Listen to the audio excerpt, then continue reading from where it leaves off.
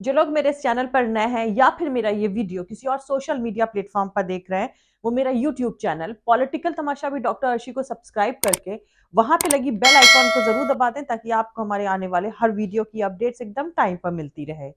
और दोस्तों, अगर आपको हमारे वीडियोस इन्फॉर्मेटिव लगते हैं, अगर आपको हमारा काम पसंद आता है, तो आप अपने इस चैनल को सपोर्ट कर सकते हैं इसके पेट्रॉन बन करके या फिर इसकी मेंबरशिप लेकर के। पेट्रॉन का लिंक और मेंबर बनने का लिंक, दोनों का ही लिंक इसी वीडियो के डिस्क्रिप्शन में डाल दिया गया है अलग अलग, जिस पर क्लिक करके आप या तो पेट्रॉन बन सकते हैं या फिर आप मेंबर बन सकते हैं। तो चलिए आज के सियासी तमाशे के सफर को शुरू करते हैं।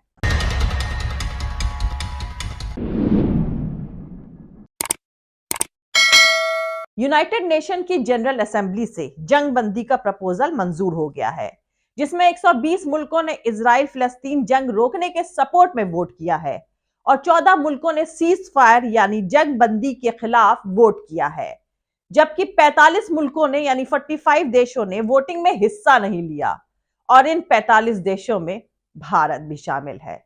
सोचिए, नरेंद्र मोदी जी विश्व गुरु बनना चाहते हैं और उनकी वोटिंग के बिना भी यूएन में प्रपोजल पास हो गया है। नए भारत ने यूएन जनरल असेंबली में गाजा क्राइसिस पर लाए गए प्रपोजल पर वोटिंग में हिस्सा नहीं लिया। प्रपोजल गाजा में आम लोगों की सेफ्टी, सिक्योरिटी और वहां कानूनी और ह्यूमैनिटेरियन कदमों को जारी रखने के सपोर्ट में था, लेकिन भारत इस पर वोटिंग से दूर रहा। अब सबसे अहम सवाल यहां पर यह उठता है कि भारत इस वोटिंग से क्यों दूर रहा।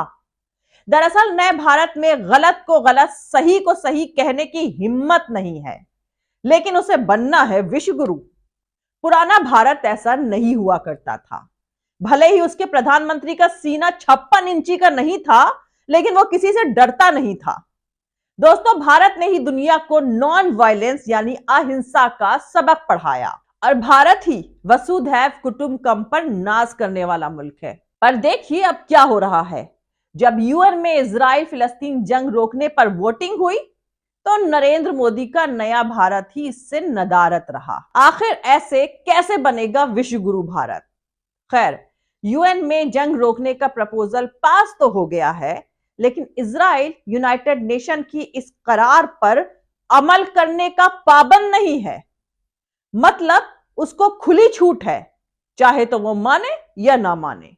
ये बात समझ में नहीं आती है कि जब इजराइल यूनाइटेड नेशन की बात मानने को पाबंद ही नहीं है, तो फिर वो ऑर्गेनाइजेशन किस लिए बनाई गई है? क्या सिर्फ गरीब मुल्कों और कमजोरों पर धौंस जमाने के लिए है?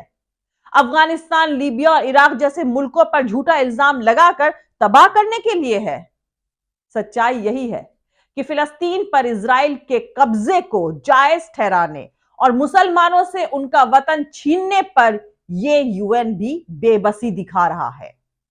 दूसरी तरफ इजराइल की गजा में जमीनी घुसपैठ की भी खबरें हैं और कल रात से पैलेस्टीन के इलाकों में अब तक की सबसे भयंकर बॉम्बबारी हुई है। उधर कहा जा रहा है कि हमास ने अल शुजैया, अल बुरैज में इजराइल की बढ़त रोक दी है। इजराइल बच्चों और औरतों पर लगातार बॉम्बबारी कर रहा है और हमास के लड़ाके इजरायली सैनिकों को मार रहे हैं। हमास के सीनियर ऑफिसर अली बराका के मुताबिक कब्जे वाली फौज यानी इजरायली फौज के तरफ से गजा पट्टी पर 3 तरफा जमीनी हमला फेल हो गया है और दुश्मन के सैनिकों और इक्विपमेंट का भारी नुकसान हुआ है। इजराइल के हमले को फेल करने के लिए कॉर्नेट एंटी टैंक गन और यासीन मिसाइलों का इस्तेमाल करा गया है। हमास की तरफ से कहा गया है कि हम दुश्मन के दोबारा गजा में दाखिल होने की कोशिश का इंतजार कर रहे हैं।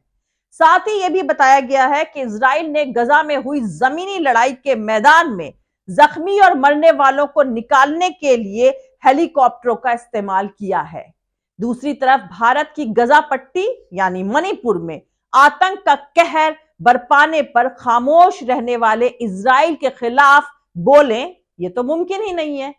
नए भारत ने कल दुनिया को बता दिया है कि वो किसके साथ खड़ा है। खुद को अमेरिका का पिछलग्गू डिक्लेयर कर दिया है। एक मुल्क की फॉरेन पॉलिसी को इस्लामोफोबिया हो गया है।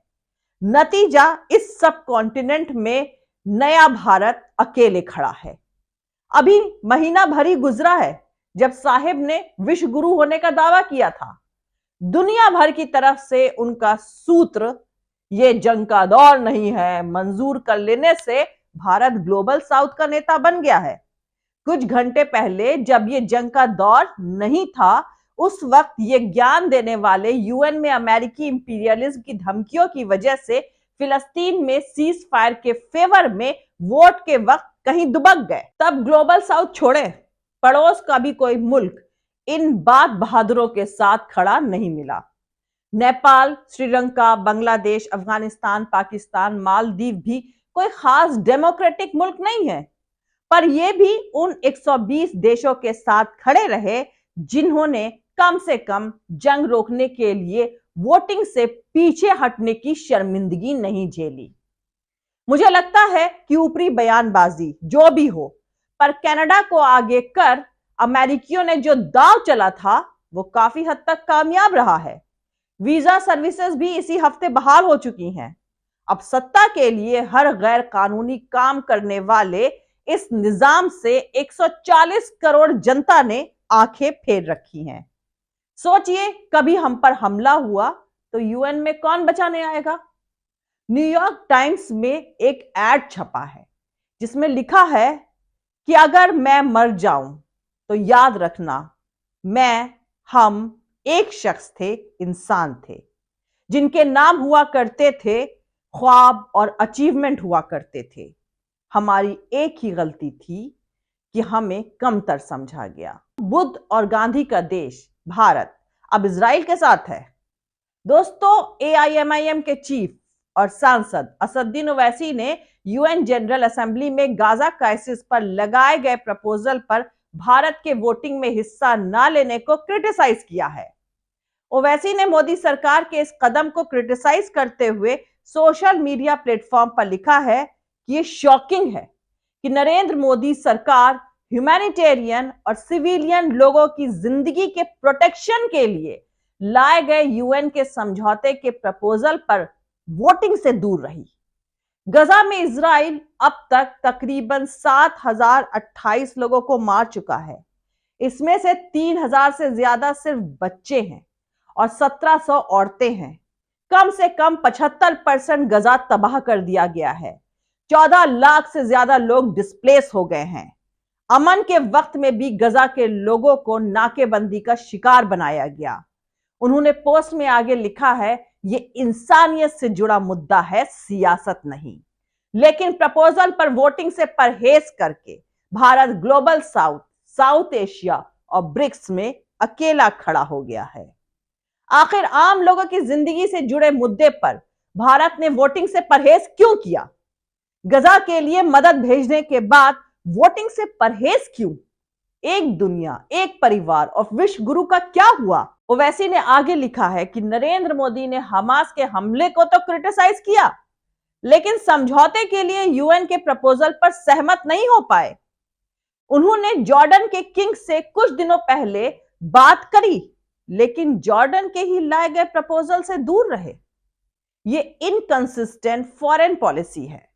खैर, आपको बता दूं कि जॉर्डन की तरफ से पेश करे गए प्रपोजल पर वोट किया गया था। इस प्रपोजल को बांग्लादेश, मालदीव, पाकिस्तान, रूस और साउथ अफ्रीका समेत 40 से ज्यादा मुल्कों के सहयोग से लाया गया था और इस प्रपोजल को भारी मेजॉरिटी से अपनाया भी गया। 120 मुल्कों ने इसके फेवर में वोटिंग किया, 14 ने इसके खिलाफ और 45 मुल्कों ने वोट नहीं किया। और वोट नहीं करने वालों में भारत के अलावा Australia, Canada, Germany, Japan, Ukraine और यूके भी शामिल थे। पर यह मैं आपको बता दूं कि भारत ने शुरुआत से ही फिलिस्तीन के मुद्दे का सपोर्ट किया था। 1947 में भारत ने यूएन में फिलिस्तीन के बंटवारे के खिलाफ वोट किया था। फिलिस्तीन के नेता यासिर अरफात कई बार भारत आए। उनके इंदिरा गांधी से लेकर अटल बिहारी वाजपेयी तक के नेताओं से अच्छे रिश्ते रहे। 1999 में तो फिलिस्तीनी नेता यासिर अरफात तब के पीएम अटल बिहारी वाजपेयी के घर पर उनसे मिले थे। 2015 में भारत के तब के प्रेसिडेंट प्रणब मुखर्जी, 2012 में तब के फॉरेन मिनिस्टर एसएम कृष्णा, 2000 में तब के होम मिनिस्टर LK आडवाणी और फॉरेन मिनिस्टर जसवंत सिंह ने फिलिस्तीन का दौरा किया था। खुद प्रधानमंत्री नरेंद्र मोदी ने 2018 में पहली बार फिलिस्तीन का ऐतिहासिक दौरा किया था। उनसे पहले 2016 में तब की फॉरेन मिनिस्टर सुषमा स्वराज और विदेश राज्य मंत्री MJ अकबर भी फिलिस्तीन गए थे।